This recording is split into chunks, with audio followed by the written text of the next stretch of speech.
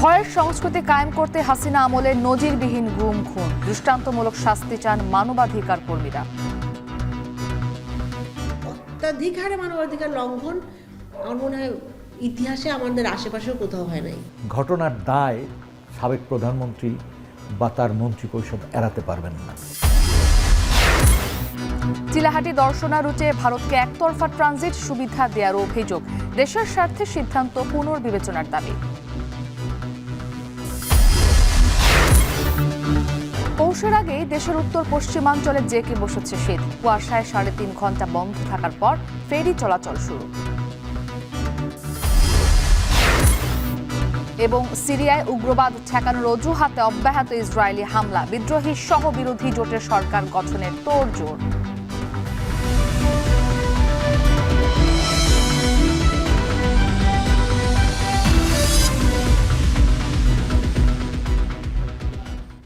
স্বাগত এখন বাণিজ্যে। পুরো আয়োজনে আপনাদের সাথে আছি আমি ইসরাত মুক্তি। রাষ্ট্রীয় মদদে গুম খুন ও অপহরণের অন্ধকার অধ্যায় তৈরি হয়েছিল গণঅভ্যুত্থানে ক্ষমতাচ্যুত আওয়ামী সরকারের আমলে। ক্ষমতাকে কুক্ষিগত করতে শেখ হাসিনার নির্দেশে এসব মানবাধিকার লঙ্ঘন হয়েছে বলে মনে করেন মানবাধিকার কর্মীরা। গুমের ঘটনা তদন্তে গঠিত কমিশনে জমা পড়েছে প্রায় ১৮০০ অভিযোগ। কমিশন বলছে, গুম করে বাংলাদেশিদের চালান দেয়া হয়েছে ভারতের কারাগারে। নিরাপদ বাংলাদেশ তৈরিতে নজিরবিহীন এই অপরাধের দৃষ্টান্তমূলক শাস্তি চান মানবাধিকার কর্মীরা। হাসিব বিল্লার প্রতিবেদন।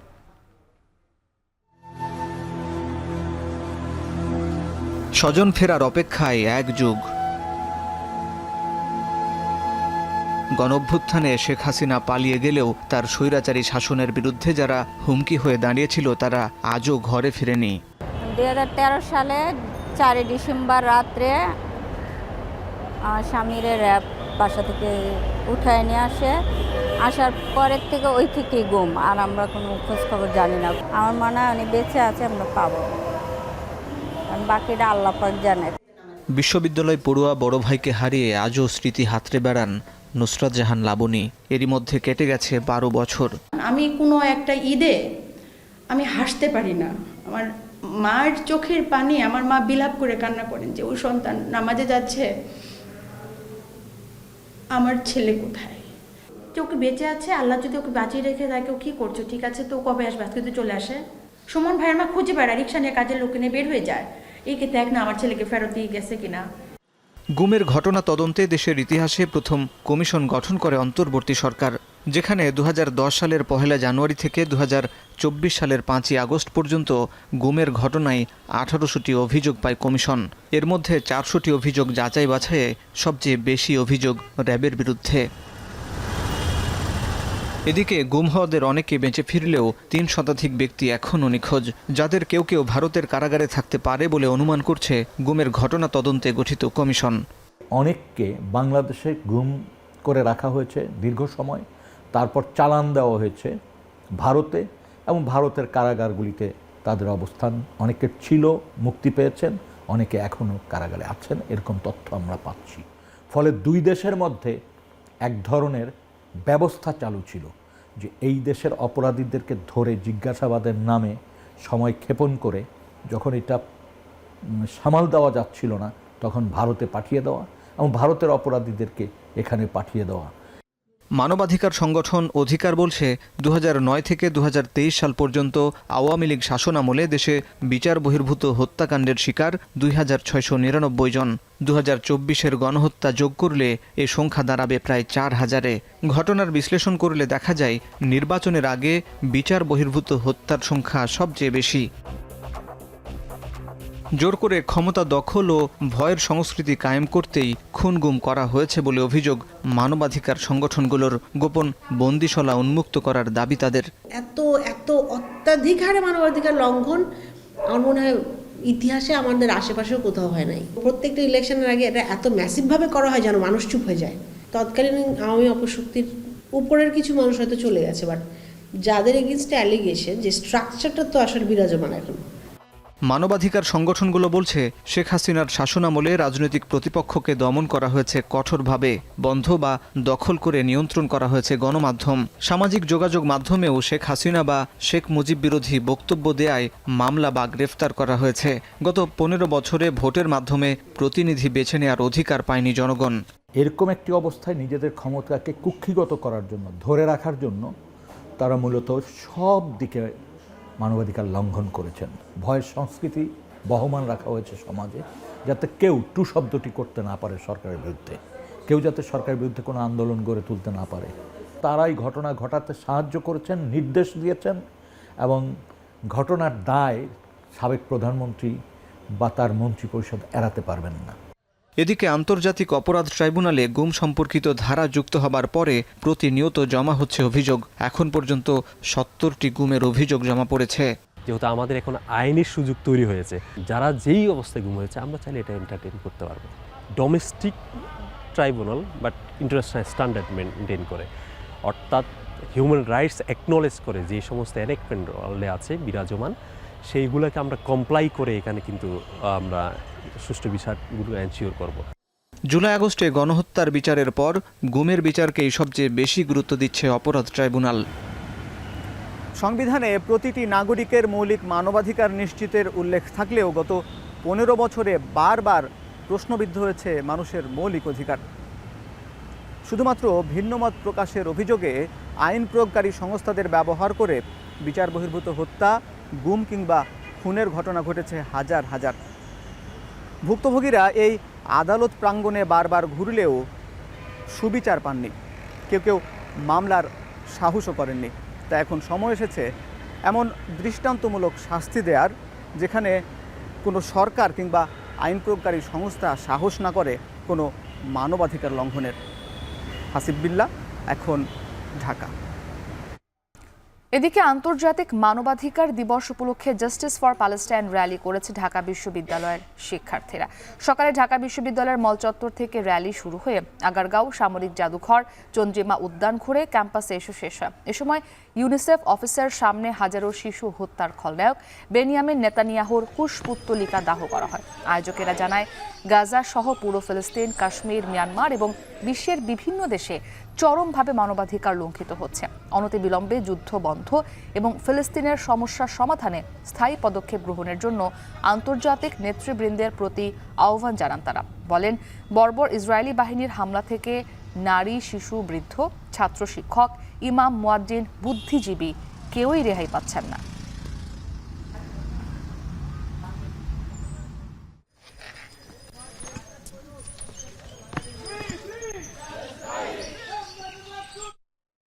বাংলাদেশের সমুদ্র সীমা থেকে ৭৯ জন জেলে মাঝি মাল্লা সহ বাংলাদেশি 2টি মাছ ধরার জাহাজ ধরে নিয়ে গেছে ভারতীয় কোস্টগার্ড। এমন তথ্য নিশ্চিত করেছেন বাংলাদেশ কোস্টগার্ড সদর দপ্তরের এক কর্মকর্তা। জাহাজ দুটি হলো FV মেঘনা 5 ও FV লাইলা 2। গতকাল দুপুরে এই ঘটনা ঘটে বলে বিষয়টি নিশ্চিত করেছেন তিনি। জানা যায়, সোমবার খুলনা অঞ্চলে সাগরে মাছ ধরছিলেন একদল জেলে। সে সময় বাংলাদেশের জলসীমা থেকে নাবিকসহ 2টি বোট ধরে নিয়ে যায় ভারতের কোস্টগার্ড। তবে কোন কারণে ট্রলারগুলো নিয়ে যাওয়া হয়েছে তা এখনো পর্যন্ত জানা যায়নি। তাদের ফিরিয়ে আনতে যোগাযোগ চলছে।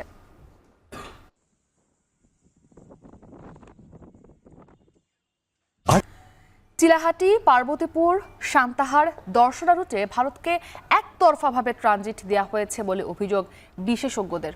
বলছেন, গেল জুনে শেখ হাসিনার ভারত সফরে সই হওয়া দ্বিপাক্ষিক সমঝোতা স্মারকে দেখা হয়নি উত্তরের জনপদের নিরাপত্তা আর দেশের স্বার্থ। তাই চুক্তি বাস্তবায়নে ভারতের সঙ্গে দর কষাকষি অথবা পুনর্বিবেচনার দাবি উত্তরাঞ্চলের মানুষের। মোকাররম হোসেনের প্রতিবেদনে বিস্তারিত। ছাত্র জনতার আন্দোলনের দামামা না বাজলে চিলাহাটির রেলপথে জুলাই মাসে ঘুরত ভারতের মালবাহী ট্রেনের চাকা। চলতি বছরের জুনে তৎকালীন সরকারের প্রধান ভারত সফরে গিয়ে সই করেছেন তেমনই একটি সমঝোতা স্মারক, যার মাধ্যমে ক্ষমতা হারানোর আগে ভারতকে রেল ট্রানজিট দেবার বন্দোবস্ত প্রায় পাকাপোক্ত করেছিলেন কর্তৃত্ববাদী সরকারের প্রধান শেখ হাসিনা। ভারতকে দেয়া ট্রানজিট নিয়ে ব্যাপক সমালোচনা থাকলেও কোনো কিছুর তোয়াক্কা না করেই সে সমঝোতায় সই করেছিল আওয়ামী লীগ সরকার। 22 জুন ভারতের পররাষ্ট্র সচিব বিনয় মোহন কোয়েত্রার বরাতে ভারতসহ একাধিক আন্তর্জাতিক গণমাধ্যম জানিয়েছিল জুলাই থেকে পরীক্ষামূলকভাবে বাংলাদেশের রেলপথ ব্যবহার শুরু করতে চায় ভারত। যদিও অতি গোপনীয়তায় সই করা চুক্তির বিস্তারিত জানাতে অপারগতা জানিয়েছিল চুক্তি সংশ্লিষ্ট কর্মকর্তারা। এ চুক্তির আওতায় ভারতের মালবাহী ট্রেন পশ্চিমবঙ্গের গেদে সীমান্ত দিয়ে প্রবেশ করবে বাংলাদেশের চুয়াডাঙ্গায়। এরপর দর্শনা রেল স্টেশন থেকে পাবনার ঈশ্বরদী, নাটোরের আব্দুলপুর, দিনাজপুরের পার্বতীপুর, নীলফামারীর চিলাহাটি হয়ে ট্রেন যাবে ভারতের পশ্চিমবঙ্গের কুচবিহার জেলার হলদিবাড়ি স্টেশনে।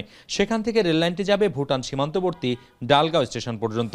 এই রেল ট্রানজিটের বেশিরভাগ পথই উত্তর জেলা, নাটোর, দিনাজপুর ও নীলফামারী। তারপরও সম্ভাব্যতা যাচাইয়ে দেখা হয়নি অঞ্চলের মানুষের স্বার্থ, করা হয়নি কোনো পরামর্শ কমিটি।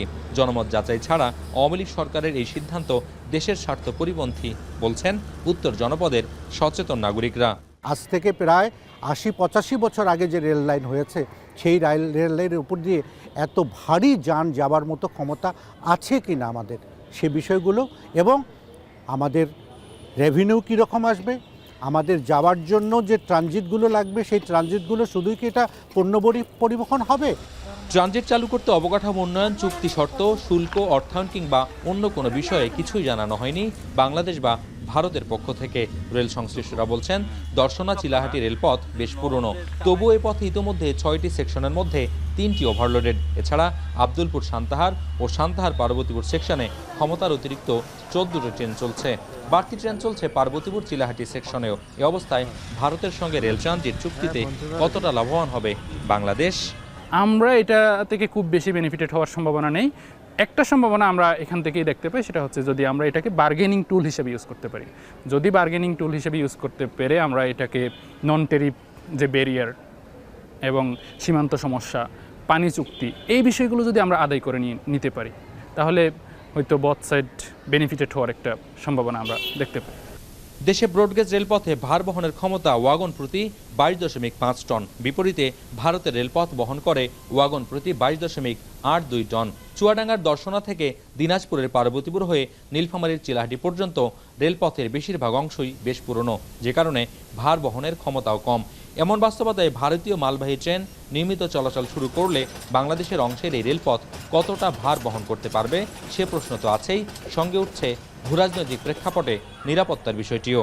বাংলাদেশের উপর দিয়ে যখন একটা ট্রান্সশিপমেন্ট যাবে, ইকুইপমেন্টটা যাবে, তো স্বভাবতই ওই সমস্ত বিচ্ছিন্নতাবাদী জনগোষ্ঠীর যারা সদস্য, তারা কিন্তু বাই ডিফল্ট বাংলাদেশকে শত্রু রাষ্ট্র হিসাবে গণ্য করা শুরু করবে, তাই না?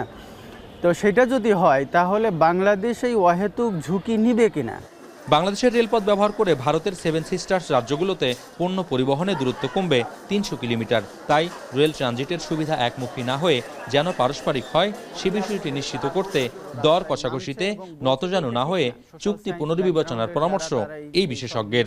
এই ধরনের বিষয়গুলো যে ইকোনমিক লাভবান হব কিনা সেটা নিয়ে হয়তো আলাদা একটা এক্সপার্টাইজ কমিশন করা যেতে পারে। মোকাররম হোসাইন, এখন রংপুর। ডিসেম্বরের শুরুতেই যেন দাপট দেখাতে শুরু করেছে শীত। দিন দিন কমছে তাপমাত্রার পারদ, পাল্লা দিয়ে বাড়ছে শীতের তীব্রতা। নিশ্চয়ই এই ছবিটিতে দেখতে পাচ্ছেন যে দিনের সাথে সাথে আসলে কীরকম কুয়াশার চাদরে ঢাকা থাকে। অনেক স্থানে সূর্যের দেখা মেলায় বিপাকে পড়েছেন কর্মজীবী এবং নিম্ন আয়ের মানুষ। ঘন কুয়াশা অব্যাহত থাকায় দিনের বেলাতেও যানবাহন চলাচল করতে হচ্ছে হেডলাইট জ্বালিয়ে। সহকর্মীদের পাঠানো তথ্য ছবিতে আরও জানাবেন সাদাত শাহেদ।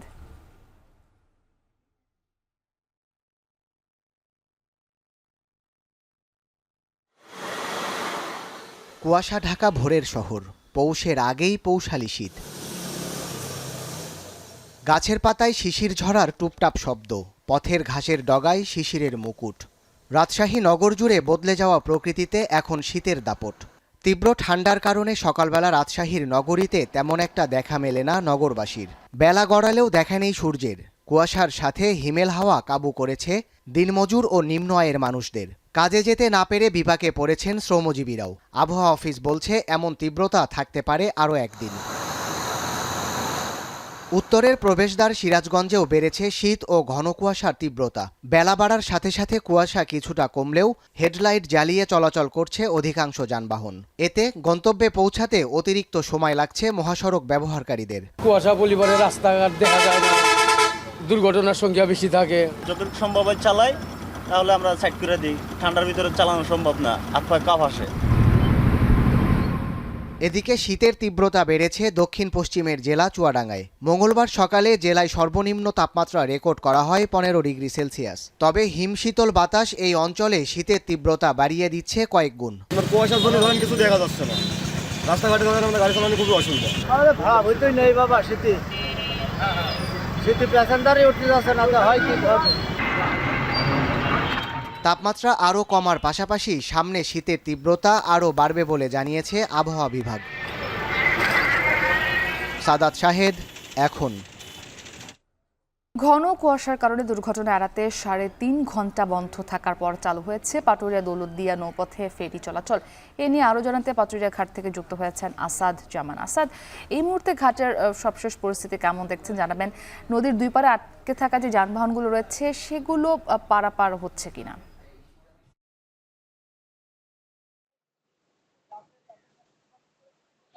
মুক্তি, আপনি যেমনটি বলছিলেন, আমি এখন রয়েছি পাটুরিয়ার 3 নম্বর ফেরিঘাট এলাকায়। এই তো দীর্ঘ 3.5 ঘন্টা বন্ধ থাকার পর কিন্তু 9:30 থেকে কিন্তু ফেরি চলাচল শুরু হয়েছে।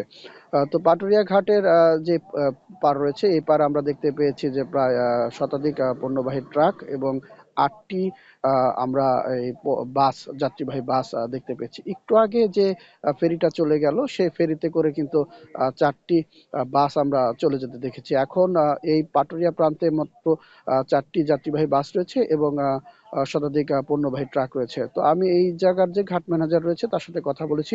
তিনি আমাদেরকে জানিয়েছেন যে বছরের এই মৌসুমে প্রথম কুয়াশার কারণে পাটুরিয়া ফেরিঘাট বন্ধ ছিল প্রায় 3.5 ঘন্টার মতো। ভোর 6টা থেকেই কিন্তু এই যে নৌপথ, এই নৌপথে কিন্তু ফেরি চলাচল বন্ধ থাকে। তো অপরদিকে যে ঘাটে যে থাকা যে পণ্যবাহী ট্রাকগুলো, এগুলো মূলত গতকাল রাতেই চলে এসেছে এবং আজকে ভোরে যেগুলো এসেছে সেগুলো এখনো পার হতে পারেনি, কিন্তু তেমন যানজট নেই। তো এই যে ফেরিঘাট, এই ফেরিঘাটে মোট 17টি ছোট বড় ফেরি রয়েছে। তো তারা ঘাট কর্তৃপক্ষ বলছে যে ঘন্টাখানিকের মধ্যেই হয়তো বা যে ঘাটে থাকা যে পণ্যবাহী ট্রাক এবং 4টি যে বাস রয়েছে সেগুলো কিন্তু পারাপার করা সম্ভব বলে আমাদের জানিয়েছে। অপর প্রান্তের কথা যদি বলি, দৌলতদিয়া ঘাট থেকেও কিন্তু এই 3 নাম্বার ঘাট দিয়ে কিন্তু একটু আগে একটি ফেরি এসেছে এবং 5 নাম্বার ঘাট দিয়ে কিন্তু আরো 2টি ফেরি এসেছে আমরা দেখতে পেয়েছি। তো এই যে এই 3টি ফেরি দিয়ে মোটামুটি যে ওই দৌলতদিয়া প্রান্তে যে পণ্যবাহী ট্রাক।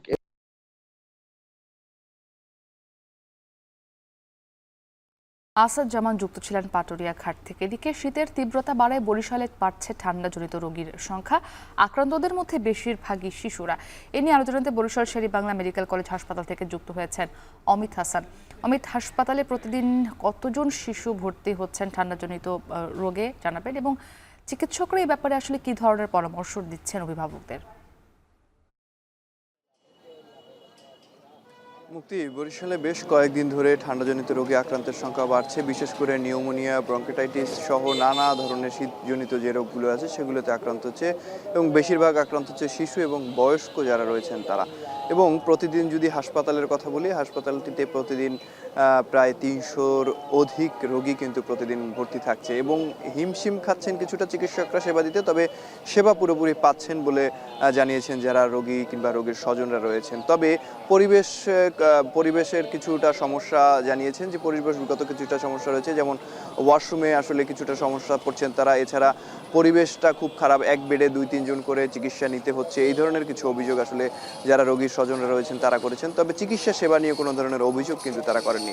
এবং আরেকটু জানিয়ে রাখি যে এই বরিশাল শের-ই-বাংলা মেডিকেল কলেজ হাসপাতালটিতে শিশু ওয়ার্ডে 41টি বেড সরকারিভাবে থাকার কথা রয়েছে, তবে তার তুলনায় কিন্তু কিছুটা বেড বাড়ানো হয়েছে, ওয়ার্ড বাড়ানো হয়েছে। তারপরেও কিন্তু রোগী যে পরিমাণ চাপ রয়েছে তাতে আসলে সংকুলন হচ্ছে না, যার কারণে কিছুটা সমস্যায় পড়ছেন এখানে যারা চিকিৎসা সেবা নিতে আসছেন তারা। এবং আরেকটু জানিয়ে রাখি যে বরিশাল শেরেবাংলা মেডিকেল কলেজ হাসপাতালটি বরিশাল বিভাগের মধ্যে সবচেয়ে বড় হাসপাতাল, যার কারণে রোগীর চাপ কিন্তু সবসময়ই থাকে। 500 শয্যার এই হাসপাতালটিতে প্রায় 3-4 গুণ রোগী প্রতিদিন ভর্তি থাকে এবং সেই প্রভাবটা কিন্তু শিশু ওয়ার্ডেও রয়েছে। শিশু ওয়ার্ডেও প্রতিদিন 300-র অধিক রোগী থাকে। এছাড়া যদি বহির্বিভাগের কথা বলি, বহির্বিভাগেও প্রতিদিন সকালে থেকে দুপুর 2টা পর্যন্ত কিন্তু রোগীর চাপ দেখা যায়। বিশেষ করে ঠান্ডাজনিত রোগে আক্রান্ত হয়ে শিশুদের তাদের অভিভাবকরা নিয়ে আসছেন এবং চিকিৎসকদের পরামর্শ নিচ্ছেন। চিকিৎসকরা বলছেন যে এই সময়টিতে যদি বাচ্চাদের গরম জায়গায় রাখা যায়, ঠান্ডা থেকে বিরত রাখা যায়, তাহলে এই রোগের সংক্রমণ কিছুটা কমবে এবং মেডিকেল কিংবা হাসপাতালগুলোতে রোগীর চাপও কমে আসবে বলে জানিয়েছেন তারা। অন্যদিকে যারা সেবা নিতে আসছেন তারা বলছেন যে কিছু সমস্যা রয়েছে পরিবেশগত, সেগুলো যদি সমাধান হয়ে যায় তাহলে তাদের জন্য আসলে চিকিৎসা সেবা নেওয়াটা সহজ হবে এবং অনেকক্ষণ দাঁড়িয়ে থাকা যায়। সেক্ষেত্রে যদি চিকিৎসক বাড়ানো যায় সেক্ষেত্রেও তাদেরকে অনেকক্ষণ ধরে কিন্তু লাইনে দাঁড়ানো লাগবে না, কিংবা শিশুদের নিয়ে এই যে লাইনে দাঁড়িয়ে থাকে সেক্ষেত্রে কিছুটা কষ্টসাধ্য ব্যাপার হয়ে যায় তাদের জন্য, সেক্ষেত্রে তাদের কষ্ট কিছুটা লাঘব হবে বলেও তারা জানিয়েছেন। এবং বরিশাল শহরের এই শেরেবাংলা মেডিকেল কলেজ হাসপাতাল ছাড়াও বরিশাল সদর হাসপাতাল কিংবা প্রাইভেট যে হাসপাতালগুলো রয়েছে সেখানেও কিন্তু ঠান্ডাজনিত রোগীরা ভর্তি হচ্ছে। তো বরিশাল থেকে এই ছিল ঠান্ডাজনিত রোগের সর্বশেষ। মুক্তি। অমিত হাসান যুক্ত ছিলেন বরিশাল থেকে। চট্টগ্রামের খাতুনগঞ্জের পাইকারি বাজারে সরকার নির্ধারিত দামের তুলনায় লিটার প্রতি 6 থেকে 8 টাকা বেশি দরে বিক্রি করা হচ্ছে খোলা সয়াবিন তেল। এ নিয়ে আরো জানাতে খাতুনগঞ্জ থেকে যুক্ত হয়েছেন কাজী মাহফুজ। সরকার নির্ধারিত দামের তুলনায় বেশি দামে তেল বিক্রি হচ্ছে চট্টগ্রামের খাতুনগঞ্জে, এই বিষয়ে ব্যবসায়ীরা কি বলছেন? মুক্তি, আপনি জানেন যে গেল কয়েক সপ্তাহ ধরে অস্থির এবং সংকট রয়েছে ভোজ্য তেলের বাজারে। সেই জায়গাতে আমরা দেখেছি গতকালকে সরকার তেলের নতুন দাম নির্ধারণ করে দিয়েছে। সেই জায়গাতে প্রতি লিটারে 8 টাকা বাড়িয়ে নতুন দাম নির্ধারণ করা হয়েছে। সেখানে আমরা দেখতে পাচ্ছি প্রতি লিটার সয়াবিন তেল আজকের বাজারে বোতলজাত যে সয়াবিন সেটি বিক্রি হচ্ছে 175 টাকায়, যেটি সরকার নির্ধারিত। বাজারেও কিন্তু সেই দামে বিক্রি হচ্ছে এবং এখানে যারা ব্যবসায়ী আছেন তারা বলছেন বোতলজাত সয়াবিন তারা সরকার নির্ধারিত দামে বিক্রি করছেন, কিন্তু এই সয়াবিনের সংকট রয়েছে। আর খোলা সয়াবিন তেল আমরা যেটা দেখতে পাচ্ছি সরকার নির্ধারিত যে দাম অর্থাৎ 8 টাকা বাড়িয়ে 157 টাকা প্রতি লিটার করা হয়েছে, সেই জায়গাতে আমরা দেখতে পাচ্ছি সরকার নির্ধারিত দামের চেয়ে 6 থেকে 8 টাকা বেশিতে এই খোলা সয়াবিন বিক্রি হচ্ছে। অর্থাৎ আজকের বাজারে আমরা দেখতে পাচ্ছি প্রতি লিটার খোলা সয়াবিন বিক্রি হচ্ছে 162 থেকে 164 টাকায়, যেখানে সরকার দাম নির্ধারণ করে দিয়েছে 157 টাকা। এখানে ব্যবসায়ীরা দাম বাড়ার কারণ হিসেবে বলছেন যেহেতু তারা এই সয়াবিনগুলো আগেই কিনে রেখেছেন মিলারদের কাছ থেকে বেশি দামে, ফলে সরকার যে দাম নির্ধারণ করে দিয়েছে সেই দামে তারা বিক্রি করতে পারছেন না।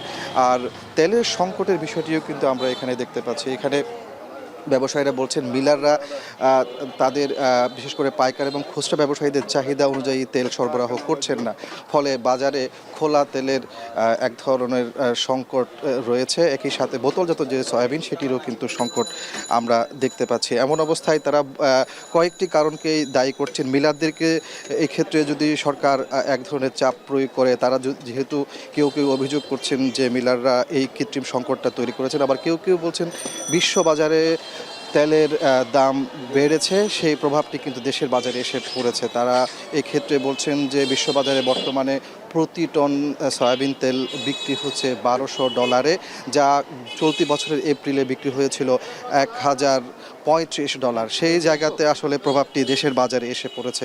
আরেকটি বিষয় আপনার মাধ্যমে বলে রাখি, সেটি হচ্ছে এই যে তেলের দাম বেড়েছে সেই জায়গাতে খানিকটা স্বস্তি মিলছে পেঁয়াজের বাজারে। আমরা দেখতে পাচ্ছি সপ্তাহ ব্যবধানে কেজিতে 20 টাকা পর্যন্ত কমেছে পেঁয়াজের দাম পাইকারিতে, যা আমরা দেখতে পাচ্ছি আজকের বাজারে 70 থেকে 75 টাকায় পাইকারিতে পেঁয়াজ বিক্রি হচ্ছে। তো এই ছিল আমার কাছে চট্টগ্রামের খাতুনগঞ্জ থেকে তেল এবং পেঁয়াজের বাজারের সবশেষ। মুক্তি। কাজী মাহফুজ যুক্ত ছিলেন চট্টগ্রামের খাতুনগঞ্জ থেকে। কৃষকের ধান ঘরে তোলার ভরা মৌসুমে অস্থির চালের বাজার। আমন ধানের নতুন চাল বাজারে আসার পরও কমছে না দাম। বগুড়ার বাজারে সপ্তাহ ব্যবধানে কেজিতে চালের দাম বেড়েছে 5 থেকে 6 টাকা। বিষয় জানাতে বগুড়ার গোদারপাড়া বাজার থেকে যুক্ত হয়েছেন রাজীব সেলিম। বর্তমানে বাজারে কোন চাল কত দামে বিক্রি হচ্ছে জানাবেন, এবং দাম বাড়তির কারণ হিসেবে ব্যবসায়ীরা কি বলছেন?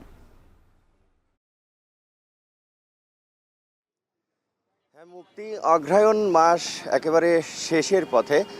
অগ্রহায়ণের শুরু থেকেই কৃষক ধান কাটতে শুরু করেন এবং 1 মাস আগে থেকেই বাজারে নতুন চাল আসতে শুরু করেছে, কিন্তু সেই দামে কোনো প্রভাব পড়েনি। প্রতিদিনই দাম বাড়ছে। আজকের বাজারে যে দামে বিক্রি হচ্ছে গতকালকের চেয়ে 1 থেকে 2 টাকাতে বেশি দামে বিক্রি হচ্ছে।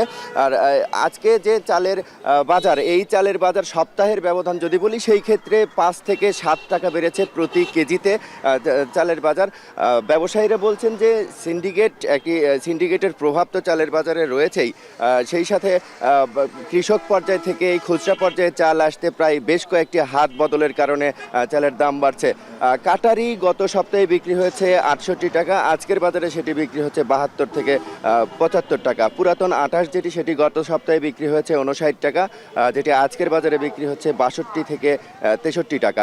এছাড়া একেবারে নিম্নবিত্ত মধ্যবিত্তদের যে চাল, রঞ্জিত চাল, যেটি গত সপ্তাহে 52 থেকে 53 টাকা বিক্রি হয়েছে, যেটি আজকে বিক্রি হচ্ছে 55 থেকে 56 টাকা।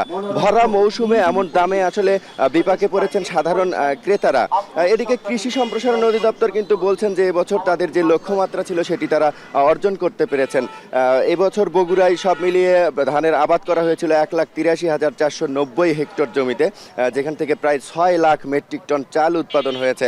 আর কৃষি বিভাগের হিসেব অনুযায়ী যদিও এবছর চালের উৎপাদন ঠিক রয়েছে, তারা বলছেন যে প্রতি বছরই এরকম লক্ষ্যমাত্রা এবং অর্জন হয়ে থাকে। এবছর ধানের এবং চালের উৎপাদনে সেরকম কোনো পার্থক্য নেই। তবে আমরা কৃষকের সাথে কথা বলেছি। কৃষক আমাদেরকে যেটি জানিয়েছেন যে এবছর বিঘা প্রতি তাদের প্রায় 5 থেকে 7 মণ ধান কম উঠেছে ফসলি মাঠ থেকে। প্রতি বিঘাতে প্রতি বছর কৃষক পান প্রতি বিঘাতে 20 মণ ধান পেয়ে থাকেন। এবছর 14 থেকে 15 মণ ধান পেয়েছেন, যে কারণে তাদের উৎপাদন খরচটা কিছু বেশি হয়েছে, যে কারণে তাদের বাড়তি দামে বিক্রি হচ্ছে, সেই কারণে চালের দাম বেশি, এমনটাই মনে করছেন কৃষকরা। তবে সাধারণ মানুষ চাচ্ছেন যে বাজার তদারকির মাধ্যমে চালের দাম নিয়ন্ত্রণ করা হোক। এই ছিল আমার কাছে বগুড়া থেকে সবশেষ চালের বাজারের খবর। মুক্তি। রাজীব সেলিম যুক্ত ছিলেন বগুড়া থেকে। ঢাকা সিলেট মহাসড়কের নরসিংদী অংশে বেপরোয়া 3 হুইলার নিয়মের তোয়াক্কা না করে নিয়মিতই চলাচল করছে ঝুঁকিপূর্ণ এই গাড়ি। পণ্য পরিবহন ও যাত্রী সেবা বিঘ্নিত হওয়ার পাশাপাশি ঘটছে দুর্ঘটনা। মহাসড়কের অন্তত 10টি স্থানে তৈরি হয় যানজট। তবে এই অনিয়ম প্রতিরোধে ট্রাফিক পুলিশ তেমন ভূমিকা রাখতে পারছে না বলে অভিযোগ স্থানীয়দের। রাকিবুল ইসলামের প্রতিবেদনে বিস্তারিত। ঢাকা সিলেট মহাসড়কের ভেলানগর এলাকা নিয়মের তোয়াক্কা না করে মহাসড়কে উঠে যাচ্ছে ব্যাটারি চালিত অটোরিকশা। ট্রাফিক পুলিশের চোখের সামনেই ঘটছে এমন ঘটনা। একই চিত্র মহাসড়কের নরসিংদীর 52 কিলোমিটার অংশ জুড়েই বাস ও ট্রাক সহ অন্যান্য ভারী যানবাহনের সাথে পাল্লা দিয়ে দাপিয়ে বেড়াচ্ছে 3 হুইলারও। বিপাকে পড়ছেন যাত্রী ও পণ্যবাহী গাড়ি চালকরা। 3 হুইলারের দৌরাত্মে গাড়ির ধীরগতির পাশাপাশি মাধবদী, মরজাল, ইটাখলা, ভেলানগর সহ অন্তত 10টি স্থানে দেখা দিচ্ছে যানজট। প্রতিনিয়ত দুর্ঘটনা ঘটছে। 3 হুইলার আসলে মহাসড়কের জন্য না, মহাসড়কের জন্য বড় গাড়ি, বড় বাস, বড় বড় ইকুইপমেন্ট। 3 হুইলার, রিক্সা, ভ্যান মানুষ চললে অবশ্যই তো সমস্যা হয়। পথচারীর সমস্যা, আমাদেরও সমস্যা। এরা তো মনে হয় হাই রোডে চলাচল করে, এরা তো নিয়ম কানুন জানে না, উল্টা পাল্টা গাড়ি ঠেলে দ্রুত অ্যাক্সিডেন্ট হয়। পুরা জাম লেগে থাকে, গাড়ি ঘুরাইতারি না, যাইনে বাইরে দিয়ে এরা ঢুকে বয়ে থাকে, করে কইলে এরা শোনে না। আমরা গরিব না, আমরা কি করবো? আমরা এটা ছাড়া তো বিকল্প কোনো রাস্তা নাই। গ্যাসের জন্য আসি, তারপরে পুলিশ আমাকে অনেক হয়রানি করে। আইলে আমরা গাড়ি নেগা চাপি নেগা কোয়া, গাড়ি নেগা থানার মাঝে নিয়ে টাকা পয়সা দাবি করে। ট্রাফিক বিভাগ বলছে 3 হুইলার মহাসড়কে যাতে না উঠতে পারে সেজন্য ব্যবস্থা নেওয়া হচ্ছে। তবে 3 হুইলারের যাত্রীদের সচেতন হবার আহ্বান জানায়। মিনি বাস আছে বা অন্য গাড়ি আছে, সেগুলোতে চলবে।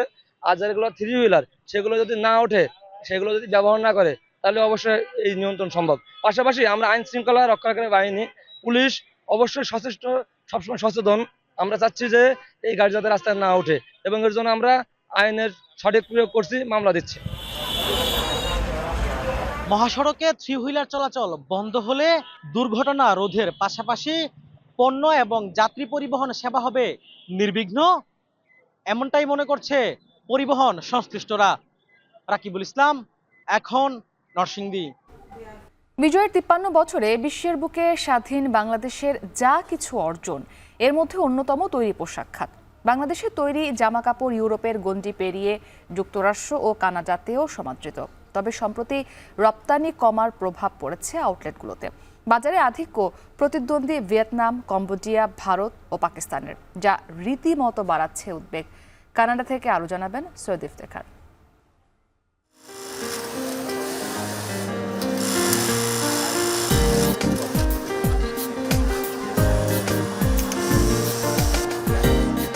বিশ্বজুড়ে তৈরি পোশাক খাতে অন্যতম গুরুত্বপূর্ণ নাম বাংলাদেশ। দক্ষিণ এশিয়ার দেশটির নাম শোনা মাত্রই ভালো মানের পণ্যের কথা বলেন ভিনদেশিরা।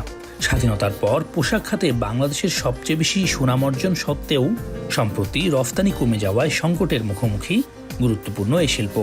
হারানো গৌরব পুনরুদ্ধারে তাই বাস্তবিক অর্থেই আরও মনোযোগী হওয়ার পরামর্শ সচেতন নাগরিকদের। কানাডাতে বসে যখন মেড ইন বাংলাদেশের প্রোডাক্ট দেখি এবং দেখি যে বিদেশিরা অনেক স্বাচ্ছন্দ্যের সাথে অনেক ভালো কোয়ালিটিফুল প্রোডাক্ট বলে তারা পারচেজ করছে, আমার চোখের সামনে আমার অবশ্যই জাতি হিসাবে খুবই প্রাউড ফিল হয় এবং আমি আশা করব নেক্সট দিনগুলোতে আমাদের পোশাক খাতের আরও অনেক বেশি উন্নতি হবে এবং বাংলাদেশ আরও বেশি এগিয়ে যাবে। বাংলাদেশে নানামাত্রিক অস্থিরতায় বর্তমান সময়ে উল্লেখযোগ্য হারে কমেছে রফতানির পরিমাণ। আর এই সুযোগকে কাজে লাগিয়ে এগিয়ে যাচ্ছে ভিয়েতনাম, কম্বোডিয়া, ভারত এমনকি পাকিস্তান। সরেজমিনে দেখা গেছে তৈরি পোশাকের বাজার চলে যাচ্ছে প্রতিদ্বন্দ্বীদের দখলে। মার্কিন বস্ত্র ও পোশাক সংক্রান্ত দফতর বলছে চলতি বছরের প্রথম 10 মাসে 3.3% রফতানি হ্রাস পেয়েছে যুক্তরাষ্ট্রের বাজারে। গার্মেন্টস শ্রমিক এবং মালিক পক্ষ তাদের মধ্যে সাংঘর্ষিক অবস্থা। শ্রমিকরা ন্যায্য মূল্য, ন্যায্য মজুরি থেকে বঞ্চিত হচ্ছে।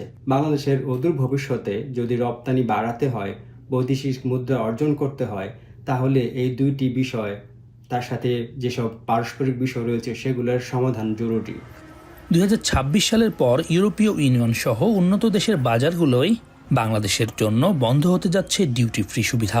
সব মিলিয়ে দেশি পণ্যে শুল্ক আরোপ হতে পারে 12% পর্যন্ত।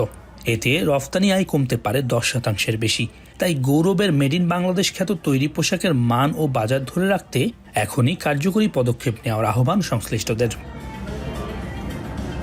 কম মূল্যে মেড ইন বাংলাদেশ জামা কাপড় কিনতে পেরে বেশ খুশি কানাডিয়ানরা। বিভিন্ন উৎসব, বিভিন্ন অনুষ্ঠানে তারা গায়ে জড়ান বাংলাদেশের শ্রমিকদের তৈরি করা জামা, যা গর্বের বটে। সৈয়দ ইফতেখার, এখন কানাডা। এখন বাণিজ্য শেষ করার আগে শিরোনামগুলো আরো একবার। ভয়ের সংস্কৃতি তৈরি করতে হাসিনা আমলে নজিরবিহীন গুম খুন, দৃষ্টান্তমূলক শাস্তি চান মানবাধিকার কর্মীরা। অত্যাধিক হারে মানবাধিকার লঙ্ঘন আমার মনে হয় ইতিহাসে আমাদের আশেপাশেও কোথাও হয় নাই। ঘটনার দায় সাবেক প্রধানমন্ত্রী বা তার মন্ত্রী পরিষদ এড়াতে পারবেন না। চিলাহাটি দর্শনা রুটে ভারতকে একতরফা ট্রানজিট সুবিধা দেওয়ার অভিযোগ, দেশের স্বার্থে সিদ্ধান্ত পুনর্বিবেচনার দাবি।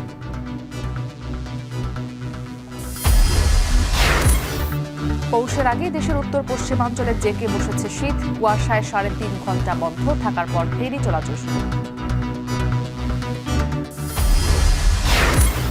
এবং সিরিয়ায় উগ্রবাদ ঠেকানোর অজুহাতে অব্যাহত ইসরায়েলি হামলা, বিদ্রোহী সহ বিরোধী জোটের সরকার গঠনের তোড়জোড়। এছাড়া এখন বাণিজ্যে এখন টেলিভিশন ওয়েবসাইটে দেখতে ভিজিট করুন এখন.tv। এছাড়া ফেসবুকে দেখতে ভিজিট করুন facebook.com/tv.এখন এবং ইউটিউবে সরাসরি দেখুন youtube.com/c/এখন.tv।